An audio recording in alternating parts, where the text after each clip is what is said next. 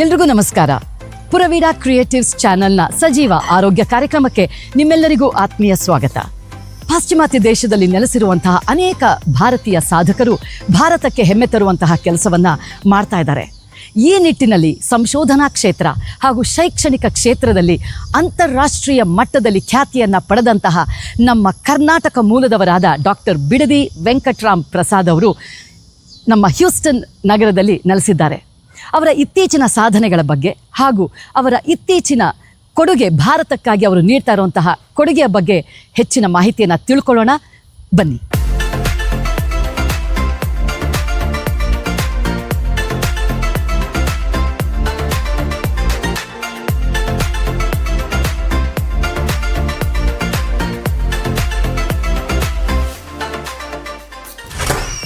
ನಮಸ್ಕಾರ ಮಂಗಳಾ. ನಮಸ್ಕಾರ. ನಮಸ್ಕಾರ ಪ್ರಸಾದ್. ನಮಸ್ಕಾರ. ಆರಾಮ್, ನೀವು ಹೇಗಿದ್ದೀರಾ? ವೀಕ್ಷಕರೇ ನಮಸ್ಕಾರ. ಇವತ್ತು ನೀವು ಭೇಟಿ ಮಾಡ್ತಾ ಇದ್ದೀರಾ ನಮ್ಮ ಕರ್ನಾಟಕದ ಹೆಮ್ಮೆಯ ಪುತ್ರ, ಅಂತಾರಾಷ್ಟ್ರೀಯ ಖ್ಯಾತಿ ಪಡೆದಂತಹ ವಿಜ್ಞಾನಿಗಳಾದ ಡಾಕ್ಟರ್ ಬಿಡದಿ ವೆಂಕಟರಾಮ್ ಪ್ರಸಾದ್ ಅವರು 2025ನೇ ಸಾಲಿನ ಭಾರತ ಸರ್ಕಾರದ ವಿಜ್ಞಾನ ಮತ್ತು ತಾಂತ್ರಿಕ ಇಲಾಖೆ, department of science and technology ಅವರು ನೀಡ್ತಾ ಇರುವಂತಹ ವೈಭವ್ ವೈಶ್ವಿಕ್ ಭಾರತೀಯ ವೈಜ್ಞಾನಿಕ್ ಫೆಲೋಶಿಪ್ನ ಭಾಜನರಾದಂತಹ ನಮ್ಮ ಡಾಕ್ಟರ್ ಪ್ರಸಾದ್ ಅವರು ನಮ್ಮ ಜೊತೆಗಿದ್ದಾರೆ. ಇವತ್ತು ಅವರಿಂದಲೇ ತಿಳ್ಕೊಳ್ಳೋಣ ಈ ಒಂದು ಫೆಲೋಶಿಪ್ನ ವಿಚಾರವನ್ನು. ನಮಸ್ಕಾರ ಪ್ರಸಾದ್ ಅವರೇ. ಹೇಳಿ. ನಿಮ್ಮನ್ನು ಭೇಟಿ ಮಾಡ್ತಾ ಇರೋದು ಇವತ್ತು ನಿಜವೂ ನಮಗೆ ತುಂಬ ಹೆಮ್ಮೆ ಅನ್ನಿಸ್ತಾ ಇದೆ. ನನಗೂ ಅಷ್ಟೇ. ಯಾಕಂತಂದರೆ ಅಂತಾರಾಷ್ಟ್ರೀಯ ಮಟ್ಟದಲ್ಲಿ ಖ್ಯಾತಿಯನ್ನು ಪಡೆದಂತಹ ವಿಜ್ಞಾನಿಗಳು ನೀವು. ಆಮೇಲೆ ಒಂದು ದೇಶದಲ್ಲ, ಎರಡು ದೇಶದಲ್ಲ, ಹಲವಾರು ದೇಶದಿಂದ ನಿಮಗೆ ಒಂದು ಗುರುತಿಸಿದ್ದಾರೆ, ಪುರಸ್ಕಾರಗಳನ್ನು ಕೊಟ್ಟಿದ್ದಾರೆ. ನಮಗೆ ಹೆಮ್ಮೆ ಆಗುತ್ತೆ, ಕರ್ನಾಟಕದವರೇ ಆದಂಥ ನಿಮ್ಮನ್ನು ಭೇಟಿ ಮಾಡಿದ್ದು ನಮ್ಮ ಹೆಮ್ಮೆ. ಮೇನಾಗಿ ಇವತ್ತು ನಾನು ನಿಮಗೆ ಪ್ರಶ್ನೆ ಕೇಳಬೇಕಾಗಿದ್ದು ಪ್ರಸಾದ್ ಅವರೇ, ಬಾಕಿ ವಿಚಾರಕ್ಕೆ ಆಮೇಲೆ ಬರ್ತೀನಿ. ಆದರೆ ನನಗೆ ತುಂಬ ಒಂದು ಉತ್ಸಾಹ ಇರುವಂಥದ್ದು ವಿಚಾರ, ಈ ಫೆಲೋಶಿಪ್, ವೈಭವ್ ಫೆಲೋಶಿಪ್ ನಿಮ್ಗೆ ಏನು ಸಿಕ್ಕಿದೆ, ಇದು ತುಂಬ ಒಂದು ಪ್ರತಿಷ್ಠಿತ ಪುರಸ್ಕಾರ. ಹೌದು. ಇದ್ರ ಬಗ್ಗೆ ನಿಮಗೆ ಹೇಗೆ ಅನ್ನಿಸ್ತಾ ಇದೆ? ನನಗೆ ತುಂಬ ಹೆಮ್ಮೆ ಅನ್ನಿಸ್ತಾ ಇದೆ. ಹಾಂ. ಯಾಕೆಂದರೆ ಇದು ಹಿಂದಿನ ವರ್ಷ 24ರಲ್ಲಿ ಶುರು ಮಾಡಿದ್ರು. ಸೊ 25 ಇದು ಸೆಕೆಂಡ್ ಬ್ಯಾಚ್ ನಾವು. ಸೊ ಅಬೌಟ್ 250-300 ಅಪ್ಲಿಕೇಶನ್ಸ್ ಬರುತ್ತೆ. ಅದರಲ್ಲಿ 15 ಸೈಂಟಿಸ್ಟನ್ನು ಇದು ಮಾಡ್ತಾರೆ. ಸೊ ನೀವು ಹೇಳಿದ್ರಲ್ಲ, ವೈಶ್ವಿಕ್ ಭಾರತೀಯ ವೈಜ್ಞಾನ ಅಂದರೆ ಗ್ಲೋಬಲ್ ಇಂಡಿಯನ್ ಸೈಂಟಿಸ್ಟ್ ಅಂತ. ಸೊ ಈ ನಾನ್ resident Indians, overseas citizens of India, OCI ಅಂತಾರಲ್ಲ, ಅವ್ರನ್ನ, ಆಮೇಲೆ ಸಂಶೋಧಕರು, ಇಂಡಿಯಾದಲ್ಲಿರೋ ಸಂಶೋಧಕರನ್ನ ಅವ್ರನ್ನ ಭೇಟಿ ಮಾಡಿಸಿ ಅವರು ಆ exchange of ideas, expertise exchange ಮಾಡಿಕೊಂಡ್ರೆ ಒಳ್ಳೆಯದಾಗತ್ತೆ ಅಂತ ಈ DST ಯೋಚನೆ ಮಾಡಿದ್ರು. ಸೊ ಅದನ್ನು ಐ ಥಿಂಕ್ 2024 ಅದನ್ನು ಸ್ಟಾರ್ಟ್ ಮಾಡಿದ್ರು. ಇವಾಗ 2025. ಸೊ ನಾವು 17 ಜನನ ಈ ಸತಿ ಸೆಲೆಕ್ಟ್ ಮಾಡಿದ್ದಾರೆ.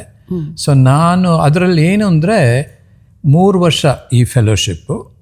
ಪ್ರತಿ 1 ವರ್ಷಕ್ಕೆ ಅಟ್ಲೀಸ್ಟ್ 1 ತಿಂಗಳು ಅಥವಾ 2 ತಿಂಗಳು ನೀವು ಇಂಡಿಯಾದಲ್ಲಿ ಹೋಗ್ಬಿಟ್ಟು ಅವ್ರ ಜೊತೆ ಯಾರು ನಿಮ್ಮನ್ನು ಇದು ಮಾಡಿದ್ದಾರೋ ಹೋಸ್ಟ್ ಇನ್ಸ್ಟಿಟ್ಯೂಷನ್, ನನಗೆ IIT ಡೆಲ್ಲಿಲಿ ಡಾಕ್ಟರ್ ಮಣಿದೀಪ ಬ್ಯಾನರ್ಜಿ ಅಂದ್ಬಿಟ್ಟು, ಪಕ್ಕದಲ್ಲಿ ಅಶೋಕ ಯೂನಿವರ್ಸಿಟಿಲಿ ದಿಲೀಪ್ ಕುಮಾರ್, ಅವರಿಬ್ಬರು ಈ ಚಿಕನ್ ಗುನಿಯಾ ಆಮೇಲೆ ಡೆಂಗಿ ವೈರಸ್ ಮೇಲೆ ಅವರು ಸಂಶೋಧನೆ ನಡೆಸಿದ್ದಾರೆ. ನನಗೆ ಎಕ್ಸ್ಪೀರಿಯನ್ಸ್ ಏನು ಅಂದರೆ, ನಾನು ರೋಟಾ ವೈರಸ್ಸು, ನೋರೋ ವೈರಸ್ಸು, ಅದನ್ನು ಹೇಗೆ ಅದು ಇವಾಗ ರೆಪ್ಲಿಕೇಟ್ ಆಗುತ್ತೆ ನಮ್ಮ ಬಾಡಿ ಒಳಗೆ, ಅದನ್ನು ಅರ್ಥ ಮಾಡಿಕೊಂಡ್ರೆ ಅದಕ್ಕೆ ಬೇಕಾದಷ್ಟು ಟೆಕ್ನಿಕ್ಸ್ ಇದೆ. ಒಂದೇನು ಅಂದರೆ ಸ್ಟ್ರಕ್ಚರಲ್ ಬಯಾಲಜಿ ಅಂತ. ಸೊ ಎಲೆಕ್ಟ್ರಾನ್ ಮೈಕ್ರಾಸ್ಕೋಪಿ, ಎಕ್ಸ್ರೇ ಕ್ರಿಸ್ಟಲೋಗ್ರಫಿ, ಆ ಥರ ವೆರೈಟಿ ಆಫ್ ಟೆಕ್ನಿಕ್ಸನ್ನು ಯೂಸ್ ಮಾಡಿಬಿಟ್ಟು ಈ ವೈರಸ್ ಇರುತ್ತಲ್ಲ, ಅದು ಹೇಗೆ ನಿಮ್ಮ ಜೀವಕೋಶದಲ್ಲಿ ಒಳಗೆ ಹೋಗುತ್ತೆ, ಒಳಗೆ ಹೋಗ್ಬಿಟ್ಟು ಅದು ಹೇಗೆ ಆ ಜೀವಕೋಶನ ಇರೋ ಇದನ್ನೆಲ್ಲ ಆಕ್ರಮಿಸ್ಕೊಂಡು ಮತ್ತೆ ಹೊರಗೆ ಬರುತ್ತೆ, ಅದನ್ನು ಆ ಜೀವಕೋಶನ ಸಾಯಿಸ್ಬಿಡುತ್ತೆ. ಅಂದರೆ ಸೆಲ್ಸನ್ನು ಡಿಸ್ಟ್ರಾಯ್ ಮಾಡುತ್ತೆ. ಸೊ ಅದು ಹೇಗೆ ಮಾಡುತ್ತೆ, ಅದು ಪ್ರತಿಯೊಂದು ಹೆಜ್ಜೆನೂ ನಾವು ನೋಡಿಕೊಂಡ್ರೆ, ರಿಸರ್ಚ್ ಮಾಡಿದ್ರೆ ಯಾವ ವೀಕ್ ಪಾಯಿಂಟ್ ಇರುತ್ತೆ, ಆ ವೀಕ್ ಪಾಯಿಂಟನ್ನು ನಾವು ಹೋಗ್ಬಿಟ್ಟು ಐದರ್ ಡ್ರಗ್ಸಿಂದಾನೋ ವ್ಯಾಕ್ಸಿನಿಂದಾನೋ ಅದನ್ನು ತಡೆದ್ರೆ ಆವಾಗ ಇದಾಗುತ್ತೆ ಅಂತ. ಅದು ನನ್ನ field structural biology, electron cryomicroscopy, x ray crystallography, NMR ಅವೆಲ್ಲ ಯೂಸ್ ಮಾಡಿಕೊಂಡು ಇದನ್ನು ಅರ್ಥ ಮಾಡಿಕೊಂಡು ಏನು ನಮ್ಮ ನೋಡ್ಕೊಂಡಿದ್ದೀವೋ ಅದನ್ನು ಯೂಸ್ ಮಾಡಿಕೊಂಡು ಡ್ರಗ್ ಡಿಸೈನ್ ಮಾಡೋದು, ವ್ಯಾಕ್ಸಿನ್ ಡಿಸೈನ್ ಮಾಡೋದು ಅದು. ಓಕೆ. ಸೊ ರೋಟಾ ವೈರಸ್ಸು ಚಿಕ್ಕ ಮಕ್ಕಳಿಗೆ ಇದಾಗುತ್ತೆ. ಸೊ ವಾಂತಿ, ಬೇದಿ, ಜ್ವರ ತುಂಬ ಬರುತ್ತೆ. ಅಂದರೆ ಎಲ್ಲರಿಗೂ ಬರುತ್ತೆ. ಅದು ಈ ಫೀಕಲ್ ಓರಲ್ ರೂಟ್ಸಿಂದ ಒಳಗೆ ಹೋಗುತ್ತೆ. ಸೊ ಅಥವಾ ನೀವು ಯಾರಾದರೂ ಕೈ ಸರಿಯಾಗಿ ಮುಟ್ಟಿದ್ರೆ ಅಥವಾ ಅದು ಮಾಡಿದ್ರೆ ಅದು ಒಳಗೆ ಹೋಗುತ್ತೆ ಆವಾಗ. ಬಟ್ ನಮಗೆ ದೊಡ್ಡವರಾದ್ಮೇಲೆ 5 ವರ್ಷ ಆದಮೇಲೆ ಇಮ್ಯುನಿಟಿ ಇರುತ್ತೆ.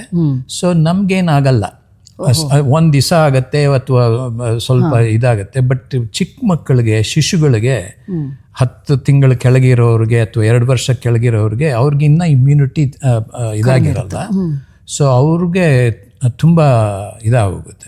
ಸೊ ಡಿಹೈಡ್ರೇಷನ್ ಬರುತ್ತೆ. ಇಮ್ಮಿಡಿಯೇಟಾಗಿ ಡಾಕ್ಟರು ವೈದ್ಯರ ಹತ್ರ ತೊಗೊಂಡು ಹೋಗದೆ ಹೋದರೆ ಅವ್ರು ಸಾಯೋ ಪರಿಸ್ಥಿತಿ. ಅಷ್ಟು ಡೇಂಜರಸ್. 100,000 ಮಕ್ಕಳು ಪ್ರತಿ ವರ್ಷ ಪ್ರಪಂಚದಲ್ಲಿ ಸಾಯ್ತಾ ಇದ್ದಾರೆ ಈ ರೋಟಾ ವೈರಸ್. ನೋರೋ ವೈರಸ್ಸು ನೀವು ಕೇಳಿರ್ಬೋದು. ನೀವು ಒಳ್ಳೆ ಎಂಜಾಯ್ ಮಾಡೋಕ್ಕೆ ಅಂದ್ಬಿಟ್ಟು ಕ್ರೂಸ್ ಶಿಪ್ಗೆ ಹೋಗ್ತೀರಾ. ಆ ಕ್ರೂಸ್ ಶಿಪ್ಪಲ್ಲಿ ನೀವು ಹೋಗಿದ್ದ ದಿವಸನೇ ಒಳ್ಳೆ ಎಲ್ಲರಿಗೂ ಇದಾಗೋಗುತ್ತೆ, ನೋರೋ ವೈರಸ್ ಇನ್ಫೆಕ್ಷನ್ ಬರುತ್ತೆ. ಎಲ್ಲರೂ ಬೇದಿ, ವಾಂತಿ, ಜ್ವರ ಶುರುವಾಗಿ ಹೋಗುತ್ತೆ. ಸೊ ಅದು ನಿಮ್ಮ ಕ್ರೂಸ್ ಶಿಪ್ಪನ್ನೇ ಕ್ಯಾನ್ಸಲ್ ಮಾಡಬೇಕಾಗತ್ತೆ.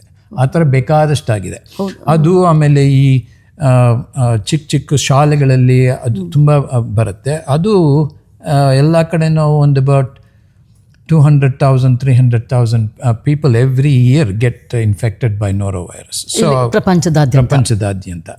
ಸೊ ಅದು ಹೇಗೆ, ಅದಕ್ಕೂ ವ್ಯಾಕ್ಸಿನ್ ಅಥವಾ ಡ್ರಗ್ ಮಾಡಬಹುದಾ ಅಂತ.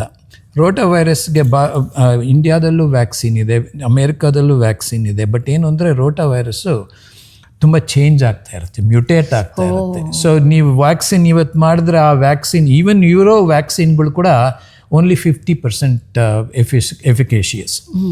ಸೊ ಅಂದರೆ ನಾವು ಕಾನ್ಸ್ಟೆಂಟಾಗಿ ಅದನ್ನು ಮಾನಿಟರ್ ಮಾಡಬೇಕು, ಕಾನ್ಸ್ಟೆಂಟಾಗಿ ಅರ್ಥ ಮಾಡ್ಕೋಬೇಕು ಅದು ಹೇಗೆ ರೆಪ್ಲಿಕೇಟ್ ಆಗುತ್ತೆ, ಹೇಗೆ ಆ ಸೆಲ್ ಒಳಗೆ ಹೋಗುತ್ತೆ, ಅವೆಲ್ಲ ಅರ್ಥ ಮಾಡಿಕೊಂಡು ಅದನ್ನು. ಸೊ ಇವಾಗ ಇಲ್ಲಿ ವೈಭವ್ ಫೆಲೋಶಿಪ್ಪಲ್ಲಿ ಇವರು ಮಣಿದೀಪ ಬ್ಯಾನರ್ಜಿ ಅವರು ಚಿಕನ್ ಗುನ್ಯಾ ಡೆಂಗಿ ವೈರಸ್, ಅಂದರೆ ಚಿಕನ್ ಗುನ್ಯಾ ಡೆಂಗಿ ವೈರಸ್ ಎಲ್ಲ ಕಡೆನೂ ಇದೆ, ಪ್ರಪಂಚದಾದ್ಯಂತ ಇದೆ. ಬಟ್ ಏನು ಅಂದರೆ ಇಂಡಿಯಾದಲ್ಲಿರೋ ಸ್ಟ್ರೈನ್ಸ್ ಬೇರೆ. ಸೊ ಅದನ್ನು ಅರ್ಥ ಮಾಡಿಕೊಂಡು, ಅದರದ್ದು ಸ್ಟ್ರಕ್ಚರ್ನ ಅರ್ಥ ಮಾಡಿಕೊಂಡು, ಅದನ್ನು ಇದನ್ನು ನಾಲೆಜನ್ನು ಯೂಸ್ ಮಾಡಿಕೊಂಡು ನಾವು ವ್ಯಾಕ್ಸಿನು ಅಥವಾ ಡ್ರಗ್ಸ್ ಮಾಡಬಹುದಾ ಅನ್ನೋದು ಇದು. ಈ ವೈಭವ್ ಫೆಲೋಶಿಪ್ಪಿಂದ 3 ವರ್ಷ ನಾನು ಇವಾಗ ಅಕ್ಟೋಬರ್ 1 ನವೆಂಬರ್ 1 ಈ ವರ್ಷಕ್ಕೆ ಅಲ್ಲಿರ್ತೀನಿ. ಆಮೇಲೆ ಮುಂದಿನ ವರ್ಷ ಇನ್ನೊಂದು ತಿಂಗಳು ಹೋಗಬೇಕಾಗುತ್ತೆ ಅಥವಾ 2 ತಿಂಗಳು ಇರ್ಬೋದು. ಬಟ್ ಆಮೇಲೆ ಅಲ್ಲಿಂದ ವೈಭವ್ ಫೆಲೋಶಿಪ್ ಏನು ಅಂದರೆ ನಾನು 2 ಯೂನಿವರ್ಸಿಟೀಸ್ಗೆ ಅಥವಾ 2 ಇನ್ಸ್ಟಿಟ್ಯೂಷನ್ಸ್ಗೆ ಹೋಗ್ಬಿಟ್ಟು ಅಲ್ಲಿ ಆ ಸೈಂಟಿಸ್ಟ್ಗಳ್ನು ಮೀಟ್ ಮಾಡಿ ಅವ್ರ ಜೊತೆ ಡಿಸ್ಕಷನ್ ಎಲ್ಲ ಮಾಡಿಕೊಂಡು ಬರಬೇಕು. ಅದು ಅವ್ರದ್ದು ವೈಭವದ ಉದ್ದೇಶ. ಸೊ ಅದು ತುಂಬಾನೇ ಒಳ್ಳೇದು ಅನ್ಸುತ್ತೆ ನನಗೆ. ಅಲ್ಲ, ಯಾಕಂದ್ರೆ ನಿಮ್ಮ ಜ್ಞಾನವನ್ನ ವಿನಿಮಯ ಮಾಡ್ಕೊಳ್ತೀರಾ. ಅವರು ನನ್ನ ಜ್ಞಾನನೂ ಬಟ್ ಅವ್ರದ್ದು ಇರುತ್ತಲ್ಲ, ವಿನಿಮಯ ಮಾಡ್ಕೊಳ್ತೀರಾ. ಹೌದು. ಸೊ ನೀವು ವಿದೇಶದಲ್ಲಿ ಇರುವಂತಹ ಸಂಶೋಧನೆ ಮಾಡ್ತಾ ಇರುವಂತಹ ತಂತ್ರಜ್ಞರು ಮತ್ತೆ ನಿಮ್ಮಂತಹ ವಿಜ್ಞಾನಿಗಳು ಅಲ್ಲಿರುವ ಸಂಶೋಧನಾ ಕೇಂದ್ರಗಳ ಜೊತೆಗೆ ಜ್ಞಾನವನ್ನ ವಿನಿಮಯ ಮಾಡ್ಕೊಂಡು. ನಾನು ಇವಾಗ IIT ಡೆಲ್ಲಿ ಇವಾಗ ಅಕ್ಟೋಬರ್ 1 ನವೆಂಬರ್ 1 ಇರ್ತೀನಿ ಅಲ್ಲಿ. 1 ತಿಂಗಳು 2 ತಿಂಗಳು ಇರಬಹುದು. ಈ ಸತಿ 1 ತಿಂಗಳು ಮಾತ್ರ ಇರ್ತೀನಿ, ಆಮೇಲೆ ವಾಪಸ್ ಬರ್ತೀನಿ ಆ ಥರ.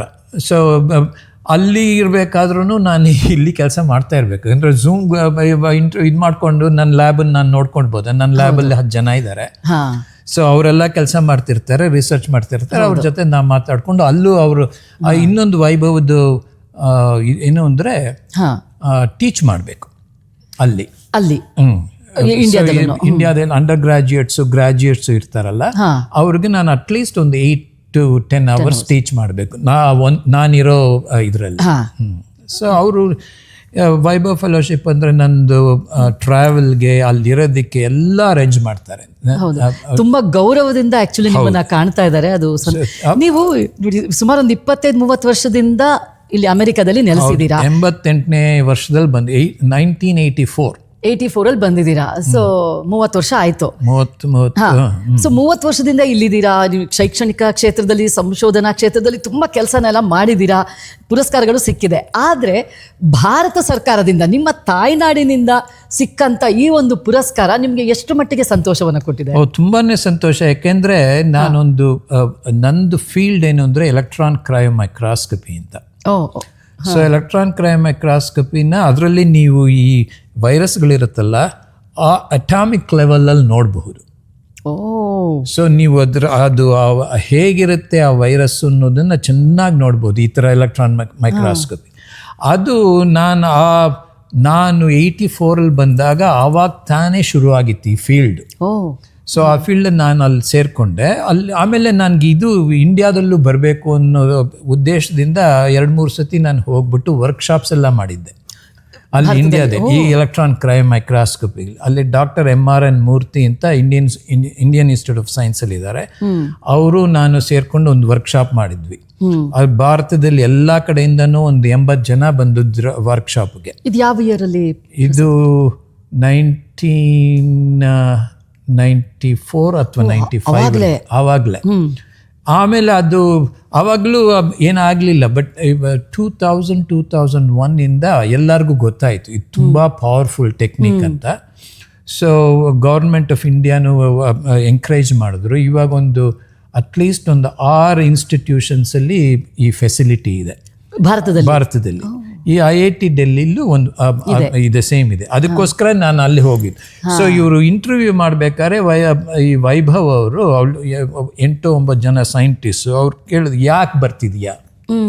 ಸೊ ಅದು ಕೇಳಿದ್ರು ಇದರಿಂದ ಅಂತ. ಸೊ ಅವ್ರಿಗೆ ಗೊತ್ತಾಯಿತು this is A very good thing ಅಂತ. ಸೊ ಅವ್ರು ಸೆಲೆಕ್ಟ್ ಮಾಡಿದ್ರು. ಸೊ ತುಂಬಾ ಏಕೆಂದರೆ ಕೆಲವೆಲ್ಲ ಇವಾಗ ಭಾರತದಲ್ಲಿ ವೈರಸ್ಗಳಿರುತ್ತೆ ನಿಮಗೆ ಬೇಕಾಷ್ಟು, ಬಟ್ ಅವ್ರದ್ದು ಬೇರೆ ಕಡೆ ಇರೋದು ಬೇರೆ. ಬಟ್ ಈ ಟೆಕ್ನಾಲಜಿನೆಲ್ಲ ಯೂಸ್ ಮಾಡಿಕೊಂಡು ಭಾರತಕ್ಕೆ ಒಳ್ಳೇದಾಗೋ ಥರ ಮಾಡೋಕ್ಕಾಗತ್ತಾ ಅಂತ ನೋಡಬೇಕು.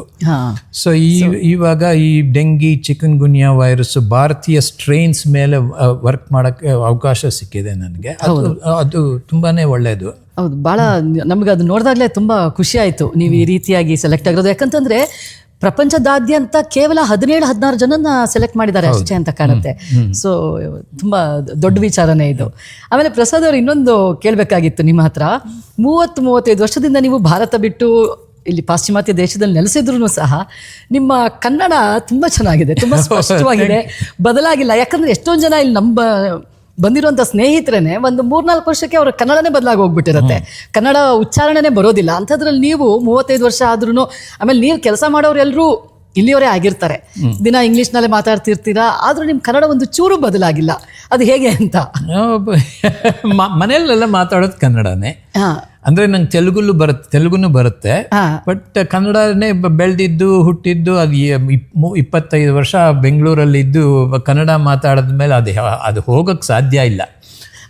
ಆಮೇಲೆ ಸೊ ಅದು ಬಂದಿದೆ, ಮರ್ತೋಗಿಲ್ಲ ಅಷ್ಟೇ.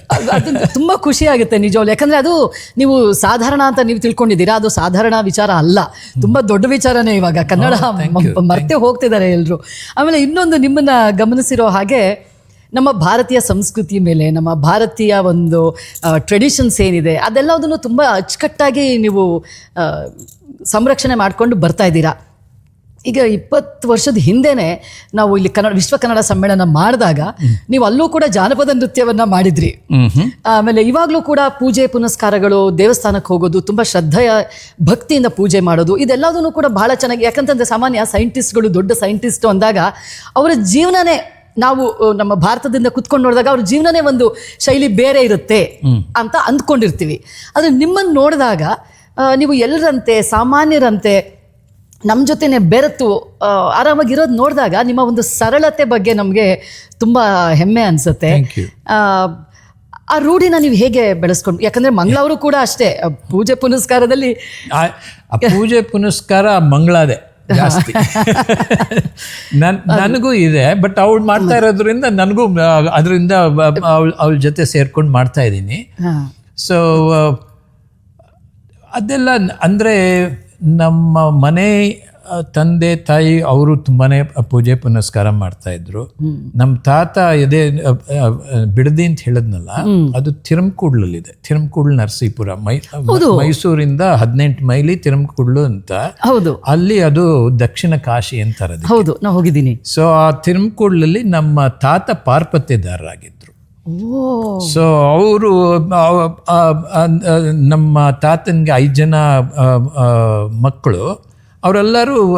ಎಲ್ಲರೂ ಪೂಜೆ ಮಾಡಿ ಎಲ್ಲರಿಗೂ ಎಲ್ಲ ಒಂಥರ ಪುರೋಹಿತರ ಇದ್ರ ಥರನೇ ಇರುತ್ತೆ. ಸೊ ನನಗೆ ಇದು ಬಂದಿದೆ. ಹೌದು, ಬಟ್ ಅವರಷ್ಟು ಆಗೋದಿಲ್ಲ. ನೀವು ಈ ದೇಶದಲ್ಲಿದ್ದು ಅದನ್ನ ಆ ಸಂಪ್ರದಾಯನ ರೂಢಿಲಿ ಇಟ್ಕೊಂಡಿದ್ದೀರಲ್ಲ, ಅದು ತುಂಬಾ ದೊಡ್ಡ ವಿಚಾರ. ನಡೀತಾ ಇದೆ. That is good. ಸೊ ಈಗ ಈ ಫೆಲೋಶಿಪ್ ಇಂಥ ಒಂದು ದೊಡ್ಡ ಜವಾಬ್ದಾರಿ ನಿಮ್ಮ ಮೇಲೆ ಇರೋದು, ಮುಂದೆ ಈ ಫೆಲೋಶಿಪ್ ಈಗ 3 ವರ್ಷ ನೀವು ನಡೆಸ್ಕೊಂಡು ಹೋಗ್ತೀರಾ.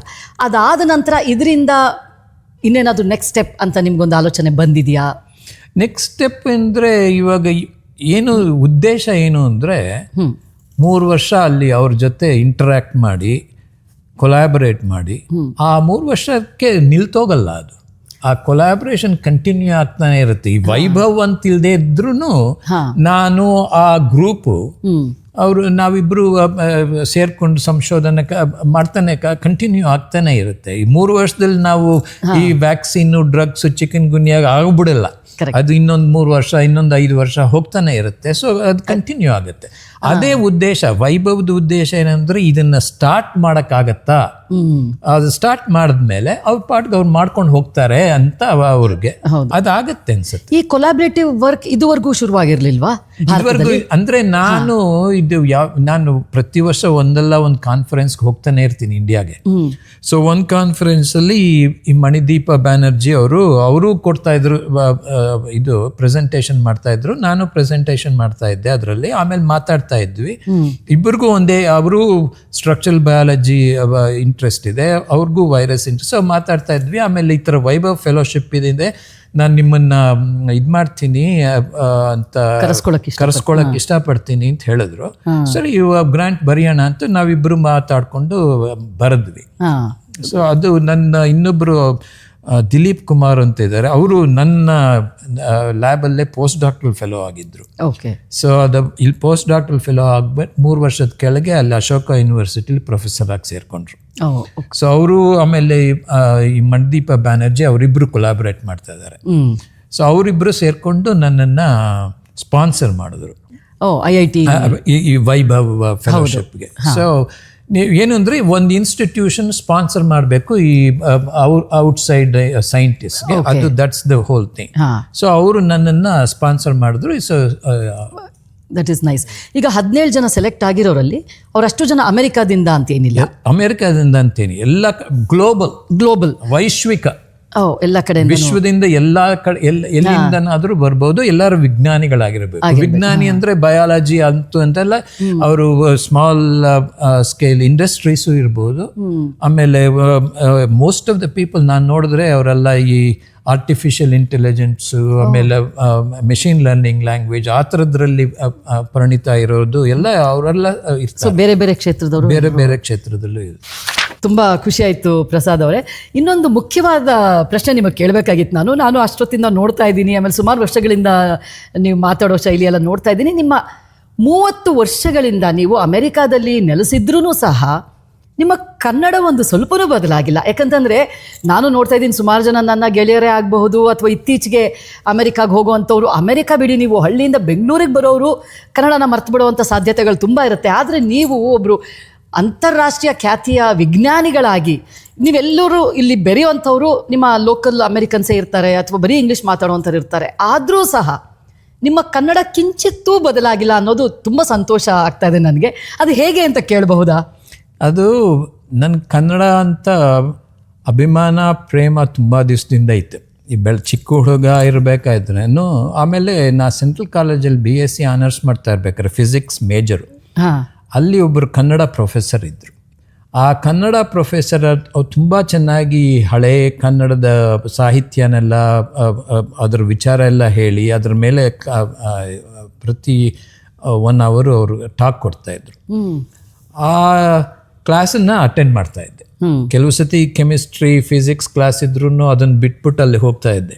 ಕುವೆಂಪುದು ಆಮೇಲೆ ಎಲ್ಲ ಪ್ರತಿಯೊಂದು ಇದನ್ನು ಅವರು ವಿಮರ್ಶೆ ಮಾಡಿ ಎಲ್ಲ ಮಾಡ್ತಾಯಿದ್ರು. ತುಂಬ ಚೆನ್ನಾಗಿ ಮಾಡ್ತಾಯಿದ್ರು. ಅದರಿಂದ ನನಗೆ ಕನ್ನಡದ ಮೇಲೆ ಸಾಹಿತ್ಯದ ಮೇಲೆ ತುಂಬ ಉತ್ಸಾಹ ಇತ್ತು ಅವಾಗ. ಆ್ಯಕ್ಚುಲಿ ಕನ್ನಡ ಸಾಹಿತ್ಯದ ಬಗ್ಗೆನೇ ಹೋಗಬೇಕು, ಅಲ್ಲೇ ಅದ್ರ ಮೇಲೆ PhD ಮಾಡಬೇಕು ಅಂತ ಇದ್ದಿದ್ದು ಅನ್ಕೊತಾ ಇದ್ದೆ. ನಮಗೆ ಗೊತ್ತಿರೋ ವಿಚಾರ ಇದು.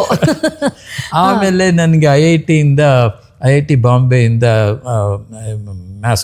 MSc ಫಿಸಿಕ್ಸಲ್ಲಿ ಅಲ್ಲಿ ಸೀಟ್ ಸಿಕ್ತು. ಅಲ್ಲಿ ಸರಿ ಅಲ್ಲಿಗೆ ಹೋಗ್ಬಿಟ್ಟೆ. ಬಟ್ ಕನ್ನಡ ಮರ್ತಿಲ್ಲ. ಕನ್ನಡ ಚೆನ್ನಾಗೇ ಓದಿದ್ದೀನಿ. ಎಲ್ಲ ನೃಪತುಂಗನಿಂದ ಕುವೆಂಪುವರೆಗೂ ಏನೇನಿದೆಯೋ ಎಲ್ಲ. ಇಲ್ಲ, ನಿಮ್ಮ ಕನ್ನಡದಲ್ಲಿ ನನಗೆ ಅದಕ್ಕೆ ಆ ಸಂಶಯ ಬಂತು. ಇಷ್ಟು ಚೆನ್ನಾಗಿ ಕನ್ನಡ ಇರಬೇಕು ಅಂದರೆ ನಿಮಗೆ ನಿಜವಾಗ್ಲೂ ಕನ್ನಡದ ಮೇಲೆ ಒಲವಿರಬೇಕು. ಹೌದು, ತುಂಬಾನೇ ಒಲವಿದೆ. ಖಂಡಿತ. ಇಲ್ಲ ಅಂತಂದ್ರೆ ನೋಡಿ ಸಾಧ್ಯ ಇಲ್ಲ. ಇಷ್ಟು ವರ್ಷ ಆದ್ರೂ ಸಹ ಅವಾಗಲೂ ಅವ್ರ ಪ್ರೇರಣೆ ಇದರಿಂದ ಪದ್ಯಗಳು ಎಲ್ಲ ಬರಿತಾ ಇದ್ದೆ. ನೀವು ಕನ್ನಡ ಪದ್ಯಗಳು ಬರಿತಾ ಇದ್ರಾ? ಅವಾಗ ಬರಿತಾ ಇದ್ದೆ. ಓಹೋ, ಅಂದ್ರೆ ಕನ್ನಡ ಸಾಹಿತ್ಯ ರಂಗದಲ್ಲಿ ಮುಂದುವರಿಬೇಕಾದವರು ಇವತ್ತು ಅಂತಾರಾಷ್ಟ್ರೀಯ ಮಟ್ಟದ ವಿಜ್ಞಾನಿಗಳಾಗಿದ್ದಾರೆ. ಹೌದು. ಸೊ ಇವಾಗ ಗೊತ್ತಾಯ್ತು ಬಿಡಿ ನಿಮ್ಮ ಕನ್ನಡ ಪ್ರೇಮ, ನೀವು ಕನ್ನಡ ಏನು ಇಷ್ಟು ಚೆನ್ನಾಗಿದೆ ಅನ್ನೋದು ಇವಾಗ ಗೊತ್ತಾಯ್ತು ನನಗೆ.